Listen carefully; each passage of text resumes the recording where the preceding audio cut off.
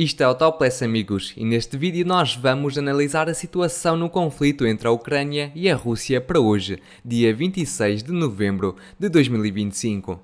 E inicialmente vamos aqui à cidade de Kiev porque temos algumas notícias e segundo algumas fontes, incluindo a CNN, tanto a Ucrânia como os países europeus recusaram 3 dos principais pontos que estão no plano de Trump para finalizar com este conflito. Um dos pontos é a limitação do tamanho das forças armadas ucranianas, a renúncia à entrada na NATO ou na OTAN nos próximos tempos e as concessões territoriais. E isto é muito importante porque estes 3 pontos são os pontos principais, os objetivos principais que a Rússia teve em mente quando iniciou esta operação militar especial contra a Ucrânia. Era precisamente limitar a dimensão das forças armadas ucranianas, proibir a Ucrânia de entrar na NATO e conquistar o território de Donbass, de Donetsk e de Lugansk. Isto tudo está a acontecer precisamente no momento em que estamos numa fase decisiva na batalha na direção no Oblast de Zaporizhia, porque aqui algo importante está a acontecer. A Rússia já quebrou as linhas defensivas ucranianas nos últimos 2 ou 3 meses e conseguiu conquistar as cidades de Uspeniivka, as cidades de Poltavka e as vilas que se situam aqui ao norte, mais perto da cidade de Pokrovsk. E apenas agora os ucranianos decidiram reforçar a defesa ao longo da sua segunda linha defensiva. Segundo algumas fontes, os ucranianos trouxeram mais forças, mais tropas, precisamente para esta região do mapa. E a segunda linha defensiva dos ucranianos situa-se precisamente neste território aqui.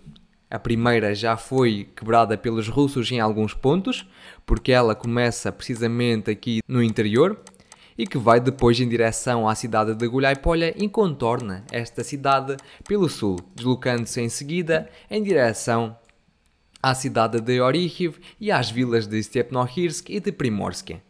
E isto é muito importante porque a cidade de Zaporizhia é uma das maiores cidades ucranianas e caso a Rússia num futuro conquiste esta cidade, poderemos dizer que foi a maior cidade já conquistada pela Rússia durante estes anos de guerra. E é por isso que isto é tudo importante, porque no momento destas negociações está a decorrer a batalha por uma das maiores cidades ucranianas. E eu vou repetir algo que disse num dos vídeos mais antigos aqui do canal em relação à cidade de Zaporizhia, porque ela situa-se num ponto estratégico muito curioso. É que aqui passa um rio que divide esta cidade em 2 porções. E vejam só isto, é que a maior porção desta cidade situa-se do lado a leste deste rio. E este é precisamente o lado de ataque por parte das forças russas. E esta cidade para cair não precisa de ser totalmente controlada pelos russos. Basta aos russos controlarem tudo o que se situa em torno, por exemplo, desta linha aqui, que automaticamente a cidade de Zaporizhia vai cair, porque as pontes serão destruídas e os ucranianos não terão como fazer o suprimento das suas forças nesta direção aqui. Os ucranianos vão ficar sem logística e por isso vai ser uma conquista fácil por parte da Rússia. E eu não estou a inventar isto só porque sim, só porque é a Rússia, não. O mesmo aconteceu ao contrário, na batalha pela cidade de Kherson, porque a cidade de Kherson é bastante parecida à cidade de Zaporizhia, porque esta cidade também é dividida por um rio, e neste caso a maior porção desta cidade situa-se do lado ucraniano, e por isso os ucranianos conseguiram conquistar esta cidade com uma facilidade enorme. Eles conseguiram destruir as pontes no início e depois os russos, para não terem perdas elevadas, decidiram abandonar a própria cidade, e por isso foi uma conquista fácil por parte dos ucranianos. E o mesmo nós podemos dizer para a cidade de Zaporizhia, mas agora em favor das forças russas.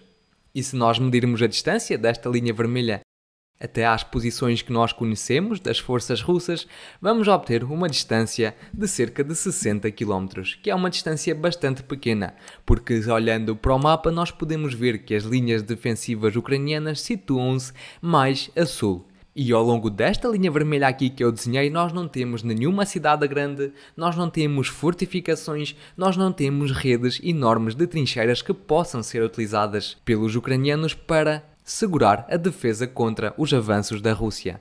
E por isso, caso os russos consigam quebrar esta linha defensiva por parte dos ucranianos, vão entrar no espaço operacional de toda a direção de todo o Oblast de Zaporizhia e vai levar pouco tempo para os russos conseguirem atingir esta linha.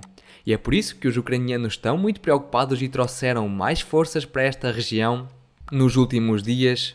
Contudo, nós temos de perceber que caso os russos consigam entrar, por exemplo, na vila de Ternuvate ou na vila de Rizdivianka, isto será o fim total desta direção aqui.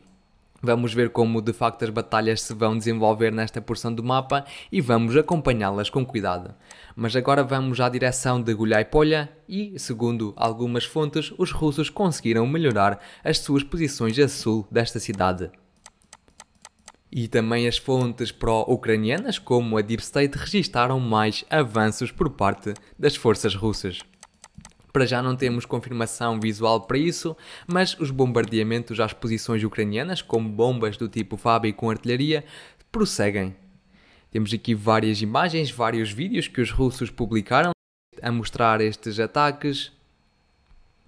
E vamos ver também como aguenta a cidade de Guliai-Polya, mas algo me diz que a batalha por esta cidade também será rápida. Vamos avançar e agora vamos à direção de Pokrovsk, onde tivemos bastantes ajustes no mapa. E nos últimos dias, muitas fontes pró-ucranianas referiram uma contra-ofensiva por parte dos ucranianos em direção à cidade de Pokrovsk. E ainda ontem eu discuti um vídeo no qual estava a ser mostrado um grupo de soldados ucranianos a entrar nesta porção da cidade. E com base em relatos de várias fontes, inclusivamente fontes pró-russas e também alguns vídeos, nós ajustámos o mapa de volta a favor das forças ucranianas. Por exemplo, esta era a situação que nós tínhamos durante o dia de ontem e na verdade estes territórios estavam na zona contestada por ambas as partes e nós não tínhamos prova que os russos de facto tinham os conquistado, mas agora decidimos ajustar o mapa de volta às forças ucranianas. Além disso, uma operação de desbloqueio do cerco de Mirnograd está a prosseguir, precisamente nestes momentos, e os ucranianos estão a tentar abrir aqui um corredor para permitir a evacuação, a retirada dos soldados ucranianos da cidade de Mirnograd. Por exemplo, aqui da porção mais ao norte desta cidade tivemos um vídeo publicado pelos ucranianos a mostrar como eles estavam a fazer um assalto com as suas forças. E vemos aqui alguns movimentos por parte dos mesmos e este vídeo pode ser geolocalizado especificamente nesta porção do mapa. Com base neste vídeo, ajustamos esta porção de volta a favor das forças ucranianas. Já em Mirnograd também fizemos um ajuste a favor das forças russas, mais uma vez com base num vídeo, mas desta vez publicado pelas forças ucranianas. E o vídeo que eu estou a falar é precisamente este, onde se vê soldados russos a renderem-se às forças ucranianas. Aqui podemos ver um grupo de 5 soldados de sabotagem e de reconhecimento das forças russas que já estavam a operar precisamente neste território e foi aqui que as forças ucranianas conseguiram apanhá-los e fizeram então os prisioneiros de guerra. Com base neste vídeo, podemos chegar à conclusão que tudo o que situa mais a leste desta área do mapa já está sob controlo das forças russas. Continuando, vamos aqui à direção de Konstantinivka e daqui não tivemos nenhum avanço no mapa, tivemos apenas um vídeo que mostra a destruição causada nesta cidade pelas bombas e pelos ataques da Rússia, mas que por acaso não é muito visível no vídeo. E agora indo à direção de Siversk e de Liman, aqui também não tivemos nada de novo nas últimas 24 horas.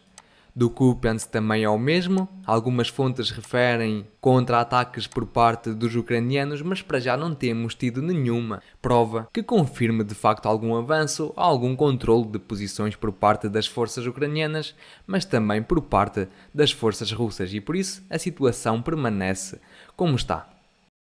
E termino o meu vídeo por aqui, se gostaram por favor deixem o vosso gosto, subscrevam o canal e partilhem o vídeo. E eu relembro que condeno qualquer tipo de violência no mundo. Até amanhã. Tchau, tchau.